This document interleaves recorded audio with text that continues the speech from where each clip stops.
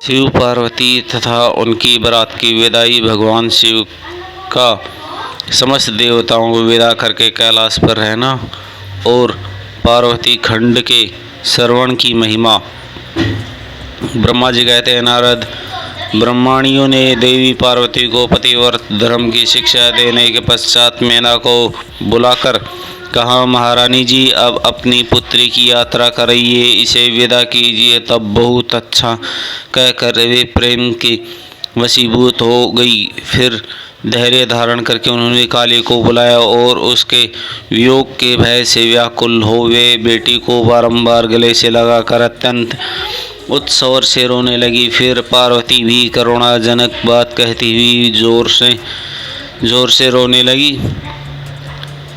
मैना और शिवा दोनों ही विरह शोक से पीड़ित हो मूर्छित हो गए। पार्वती के रोने से देव पत्नियां भी अपनी सुध बुध खो बैठी। सारी स्त्रियां वहां रोने लगी। वे सब अचेत सी हो गई। उस यात्रा के समय परम प्रभु साक्षात योगेश्वर शिव भी रो पड़े। फिर दूसरा कौन चुप रह सकता था। इसी समय अपने समस्त पुत्रों, मंत्रियों और उत्तम ब्राह्मणों के साथ हिमालय शीघ्र ही वहाँ आ पहुँचे और मोहवश अपनी बच्ची को हृदय से लगाकर रोने लगे। बेटी, तुम मुझे छोड़कर कहाँ चली जा रही हो? ऐसा कहकर सारे जगत को सुना मानते हुए बारंबार विलाप करने लगे। तब ज्ञानियों ने, श्रेष्ठ पुरोहित ने, अन्य ब्राह्मणों ने महायोग कृपा पूर्वक आध्यात्मिक विद्या का उपदेश देते हुए सबको सुखद रीति से समझाया। पार्वती ने भक्ति भाव से माता पिता तथा गुरु को प्रणाम किया। वे महामाया होकर भी लोकाचारवश बारंबार रो उठती थी। पार्वती के रोने से ही वह सब स्त्रियां रोने लगती थी। माता मैना तो बहुत रोई, भौजाई भी रोने लगी। यहीं दशा भाइयों की, शिवा की माँ भाविया तथा अन्य व्यक्ति बारंबार रोदन करने लगी। भाई और पिता भी प्रेम और सौहार्द रोने बिना रह सके। उस समय ब्राह्मणों ने मिलकर सबको आदरपूर्वक समझाया और यह सूचित किया कि यात्रा के लिए यही सबसे उत्तम तथा सुखद लगन है। अब हिमालय और मैना विवेक पूर्वक धैर्य धारण करके शिवा को बैठने के लिए पालकी मंगवाई। ब्राह्मणों की पत्नियों ने शिवा को उस पर बैठ चढ़ाया और सबने मिलकर आशीर्वाद दिया। माता पिता और ब्राह्मणों ने भी अपनी शुभकामना प्रकट की। मैना और हिमालय पार्वती को ऐसे ऐसे सामान दिए जो महारानी के योग्य थे। नाना प्रकार के द्रव्यों की शुभ राशि भेंट की जो दूसरों के लिए परम दुर्लभ थी। शिवा ने समस्त गुरुजनों को, माता पिता को, पुरोहित और ब्राह्मणों को तथा भौजाइयों को, दूसरी स्त्रियों को प्रणाम करके यात्रा की। पुत्रों सहित बुद्धिमान हिमाचल भी स्नेह वशीभूत हो पीछे गए और उस स्थान पर पहुँचे जा देवताओं सहित भगवान शिव प्रसन्नता पूर्वक प्रतीक्षा कर रहे थे। वहाँ सब लोग बड़े प्रेम और आनंद से परम मिले। उन सब ने भगवान को प्रणाम किया और उनकी प्रशंसा करते हुए पुरोहित को लौट गए। तदंतर कैलाश पहुंचकर भगवान शिव ने पार्वती से कहा, देवेश्वरी, तुम सदा से ही मेरी प्राण प्रिय हो। तुम्हें लीला पूर्वक इस बात की याद दिला रहा हूँ कि तुम्हें पूर्व जन्म की बातों का स्मरण है। अतः मेरे और अपने नित्य संबंध का यदि तुम्हें स्मरण हो तो बताओ। अपने प्राणनाथ महेश्वर की बात सुन शंकर नित्य प्रिय पार्वती मुस्कुराती हुई बोली, प्राण प्रिय, मुझे सब बातों का स्मरण है, किंतु इस समय आप चुप रहिए और इस अवसर के अनुरूप जो कार्य हो उसी को शीघ्र पूर्ण कीजिए। ब्रह्मा जी कहते, तद नारद प्रिय पार्वती के सैकड़ों सुधा धाराओं के समान मधुर वचन को सुनकर लोकाचार्य भगवान श्री विश्वनाथ बड़े प्रसन्न हुए। उन्होंने बहुत सी सामग्री एकत्रित करके नारायण आदि देवताओं की भली भांति मनोहर भोज्य वस्तुएं खिलाई।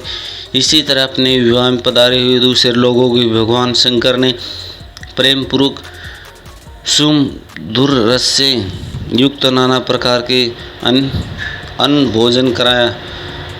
भोजन करने के पश्चात उन सब देवताओं ने नाना रत्नों की विभूषित हो अपनी स्त्रियों और सेवक गणों के साथ आकर प्रभु चंद्रशेखर को प्रणाम किया। फिर प्रिय वचनों द्वारा प्रसन्नतापूर्वक उनकी स्तुति की परिक्रमा करके शिव विभग प्रसन्नता करते हुए सब लोग अपने अपने धाम को चले गए। मुनि साक्षात भगवान शिव ने लोकाचारण भगवान विष्णु और मुझे भी प्रणाम किया। ठीक उसी तरह वैसे वामन रूपधारी श्री हरि ने महर्षि कश्यप को नमस्कार किया। तब मैंने और श्री विष्णु ने शिव को हृदय से लगाकर उनका आशीर्वाद दिया। तदंतर श्री हरि ने उन्हें परम ब्रह्म परमात्मा मानकर उनकी उत्तम स्तुति की। इसके बाद मेरे सहित भगवान विष्णु शिव से सदा विदा ले शिवा और शिव को प्रसन्नतापूर्वक हाथ जोड़ करके विवाह की प्रसन्नता करते हुए अपने उत्तम धाम को गए। भगवान शिव भी पार्वती के साथ आनंद विहार करते हुए अपने निवास भूत कैलाश पर्वत पर रहने लगे। तदंतर शिव गणों को इस विवाह से बड़ा सुख मिला। वे अत्यंत भक्तिपूर्वक शिवा और शिव की आराधना करने लगे। तात इस प्रकार मैंने परम मंगलमय शिव विवाह का वर्णन किया। यह शोकनाशक, आनंददायक तथा धन और आयु की वृद्धि करने वाला है। जो पुरुष भगवान शिव और शिवा में मन लगाकर पवित्र और हो प्रतिदिन इस प्रसंग को सुनता है तथा नियम पूर्वक दूसरों को सुनाता है, वह शिवलोक प्राप्त कर लेता है। यह अद्भुत आख्यान कहा गया है जो मंगल का आश्वास स्थान है। वह संपूर्ण विद्वानों को शांत करके समस्त रोगों का नाश करने वाला है। इसके द्वारा स्वर्ग, यश, आयु तथा पुत्र और पोत्री की प्राप्ति होती है, पुत्रों की प्राप्ति होती है। यह संपूर्ण कामनाओं को पूर्ण करता है, इस लोक में भोग देता और परलोक में मोक्ष प्रदान करता है। इस शुभ प्रसंग को सुनने से पाप मृत्यु का शमन होता है और परम शांति प्राप्ति होती है। यह समस्त दुख सौपनों का नाश तथा बुद्धि एवं विवेक आदि साधन है। अपने शुभ की इच्छा रखने वाले लोगों को